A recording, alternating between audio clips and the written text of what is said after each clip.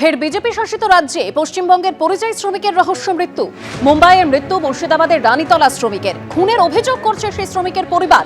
লোহার রড দিয়ে পিটিয়ে খুন করা হয়েছে বলে দাবি শ্রমিকের পরিবারের। প্রায় 3 মাস আগে মহারাষ্ট্রে কাজে যান রানীতলার বাসিন্দা রিন্টু শেখ। আমি মারের বদলা মারে বিশ্বাসী, মারকে বদলা মার। আমি এখানকার বিজেপির নেতাদের বলছি, উত্তরপ্রদেশ, বিহারে, উড়িষ্যায় আমাদের বাঙালিদের মারা হচ্ছে বাংলায় কথা বলার জন্য। যে হিন্দিবাজিকে নিয়ে এখানে মিটিং করবেন, পরের দিন ঘর থেকে বেরোতে দেবো না।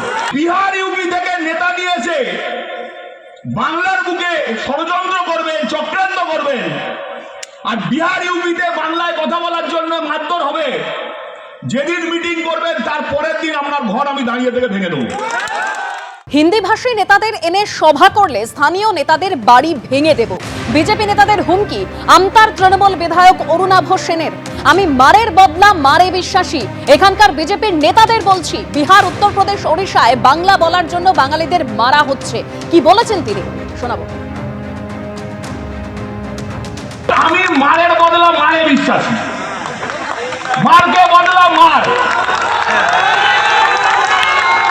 আমি এখানকার বিজেপির নেতাদের বলছি, উত্তরপ্রদেশ, বিহারে, উড়িষ্যায় আমাদের বাঙালিদের মারা হচ্ছে বাংলায় কথা বলার জন্য।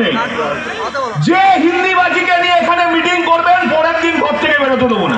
বিহার, ইউপি থেকে নেতা নিয়েছে বাংলার বুকে ষড়যন্ত্র করবেন, চক্রান্ত করবেন, আর বিহার ইউপিতে বাংলায় কথা বলার জন্য মারধর হবে।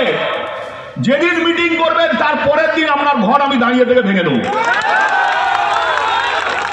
আমি 2021-এ দিদি আমাকে বারণ করেছিলেন বলে আমি ছেড়ে দিয়েছিলাম। 2026-এ দিদি ক্ষমা করবেন, আমি আপনার কথাও শুনবো না।